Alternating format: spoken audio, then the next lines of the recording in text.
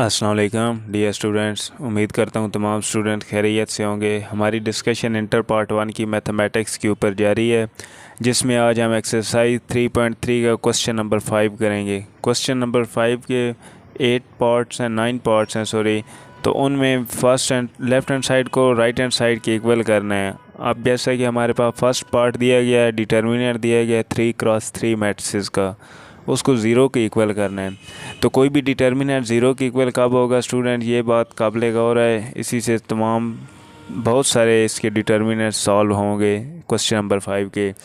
यानी अगर कोई एक कॉलम या कोई एक रो डिटर्मिनेंट की पूरी ज़ीरो हो जाती है, फिर उस डिटर्मिनेंट का आंसर ज़ीरो होगा। और अगर दो कॉलम या दो रो डिटर्मिनेंट के सेम हो जाते हैं, एक दूसरे की तरह सेम हो जाते हैं, तो फिर भी डिटर्मिनेंट का आंसर ज़ीरो होगा। तो उसके लिए हम यहाँ पे सबसे पहले लेफ़्ट हैंड साइड लेते हैं। क्वेश्चन नंबर 1 की पार्ट नंबर 1 की लेफ़्ट हैंड साइड लेते हैं। लेफ़्ट हैंड साइड हमारे पास क्या है students? Alpha beta gamma, beta plus gamma, alpha plus gamma, alpha plus beta, 1 1 1। तो हम इसको C1 plus C2 plus C3 करते हैं। यानी C1 में C2 और C3 को ऐड कर देते हैं। सॉरी, C3 को ऐड नहीं करते, C3 को ऐड नहीं करते, C1 में C2 को ओनली ऐड करते हैं। तो हमारे पास आंसर क्या आता है? Alpha plus beta plus gamma, beta plus gamma 1। C1 में ओनली C2 को ऐड किया, तो यहाँ भी alpha plus beta plus gamma, यहाँ भी alpha plus beta plus gamma, यहाँ आगे सेम इसी तरह लिखा रहने दिया 1 1। यहाँ से हमने alpha plus beta plus gamma C1 में कॉमन आ रहा है, तो किसी रो या किसी कॉलम में कोई चीज़ कॉमन हो तो उसको हम बाहर लिख सकते हैं। वो हमने बाहर लिखी, तो दरमियान में हमारे पास बच गया 1 1 1, beta plus gamma, alpha plus gamma और अल्फ़ा प्लस बीटा 1 1 1।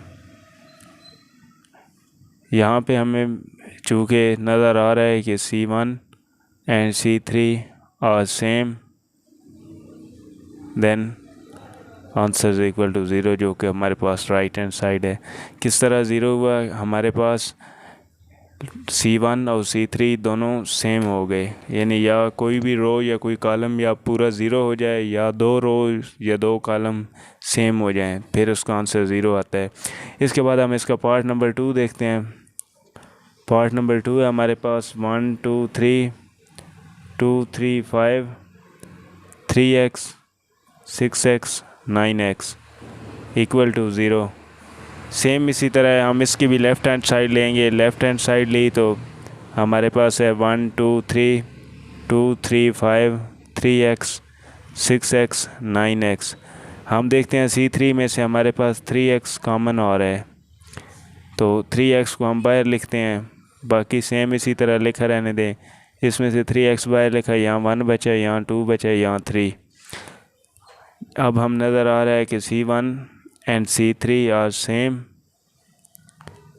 देन चूँकि ये सेम है तो हमारे पास आंसर ज़ीरो आएगा, जो कि हमारे पास राइट हैंड साइड है।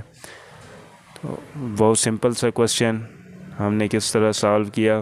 ये सारे क्वेश्चन सेम इसी तरह हैं। हम एक पार्ट और कर लेते हैं। नेक्स्ट पार्ट है हमारे पास पार्ट नंबर 3।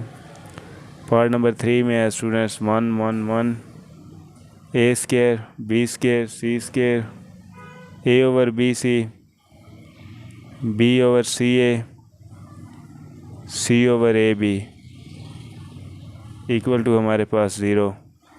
इसकी भी हम सबसे पहले लेफ़्ट हैंड साइड लेते हैं। लेफ़्ट हैंड साइड में हमारे पास है students 1 1 1 a square b square c square a over B C, b over C A, c over A B. हम इसको चूँकि ये चीज़ देख रहे हैं, इसको किसी के इक्वल बनाना है।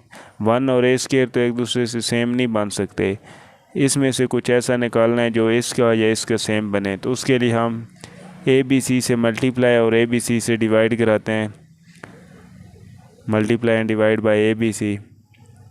तो हमने इस तरह डिवाइड कराया। अब डिवीजन वाला नीचे लिखा रहने दें ए बी सी, ऊपर वाले को अंदर मल्टीप्लाई करा दें। कैसे मल्टीप्लाई कराना है, ABC को C3 के साथ मल्टीप्लाई करा दें। जैसे ऐसे समझे ये C3 में कॉमन था, जैसे C3 से बाहर लिखते हैं, इसी तरह बाहर वाले को अंदर C3 से डिटर्मिनेंट में मल्टीप्लाई करा दें। तो ABC को इधर ऊपर मल्टीप्लाई कराया तो हमारे पास बन गया A² into BC over BC। A से मल्टीप्लाई हुए A² तो BC अलहदा लिखा है ओवर BC। इसी तरह यहाँ भी ABC मल्टीप्लाई हुआ B ओवर CA से, यहाँ ABC मल्टीप्लाई हुआ C ओवर AB से। तो BC से कैंसिल, C और A से कैंसिल, AB से कैंसिल। हमारे पास पीछे क्या बचा, 1 1 1 A² B² C², यहाँ बचा A², यहाँ B², यहाँ C²। तो हमें चूँकि यहाँ नज़र आ रहा है कि C2 and C3 are same, then answer equal to 0, जो कि हमारे पास राइट हैंड साइड है। ये 0 के इक्वल आ गया, यही हमारे पास राइट हैंड साइड है, ये हमने प्रूव करना था। तो ये हमने कर लिया। पार्ट नंबर 6 देखते हैं जी, ये पार्ट नंबर 5 देख लेते हैं। एनी वन पार्ट देखते हैं। BC 1 over A, CA 1 over B, AB 1 over C equal to 0। तो ये हमारे पार्ट है। इसकी हम लेफ़्ट हैंड साइड लेते हैं। लेफ़्ट हैंड साइड इक्वल है हमारे पास BC 1 over A, CA 1 over B, AB 1 over C। हम इसको भी ABC से मल्टीप्लाई और ABC से डिवाइड करवाते हैं, तो हमारे पास बना पीछे BC CA AB 1 over A 1 over B 1 over C ABC। अब डिवीजन वाला ABC नीचे लिखे रहने दिया, अंदर वाले ABC को R2 से मल्टीप्लाई करवाते हैं। BC CA AB R2 से मल्टीप्लाई हुआ तो क्या बना, ABC over A, ABC over B, ABC over C, ABC same. अब 1 ओवर ABC सेम लिखा रहने दिया, ऊपर है फर्स्ट रो और 1 हमारे पास BC CA AB, ये A से कट गया, BC C से, पीछे हमारे पास बचा CA BC CA AB यानी ABC। तो हमारे पास R1 and R2 are same, then answer is equal to 0, जो कि हमारे पास राइट हैंड साइड है। यहाँ हमने इसका क्वेश्चन नंबर 5 सॉल्व कर लिया। क्वेश्चन नंबर 5 हमने सॉल्व कर लिया। इसके बाद हम नेक्स्ट पार्ट क्वेश्चन नंबर 6 देखते हैं। क्वेश्चन नंबर 6 में हमारे पास है students left hand side MN NL LM LMN L² M² N², जो कि हमारे पास इक्वल है 1 1 1 L² M² N² L³ M³ N³, ये हमारे पास इसके इक्वल है। तो यहाँ भी हम सबसे पहले लेफ़्ट हैंड साइड लेते हैं, लेफ़्ट हैंड साइड जो कि इक्वल है हमारे पास MN L² NL M² LM N²। इसको हम मल्टीप्लाई और डिवाइड कराते हैं LMN से LMN। अंदर हमारे पास क्या है जी, MN NL LM LMN L² M² N²। तो ऊपर वाला LMN जो है इसको अंदर मल्टीप्लाई कराते हैं, LMN नीचे लिखे रहने दें। फर्स्ट रो को L से मल्टीप्लाई कराया और 1 को L से इस L से मल्टीप्लाई कराया, तो हमारे पास बना LMN L² L³। Second row को M से मल्टीप्लाई कराया, हमारे पास बना LMN M² M³। Third row को N से मल्टीप्लाई कराया, हमारे पास बना LMN N² N³ sorry.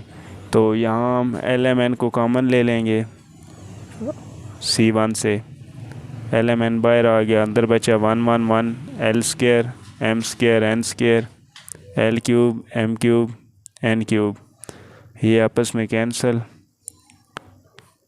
1 1 1 L square, M square, N square, L cube, M cube, N cube, और यही हमारे पास है right hand side. So left hand side equal होगी राइट हैंड साइड के। यहाँ हम क्वेश्चन नंबर 5 कंप्लीट कर लिया। अगर इसमें कोई क्वेश्चन हो तो वो आप कमेंट बॉक्स में पूछ सकते हैं। नेक्स्ट लेक्चर तक के लिए अल्लाह हाफ़िज़।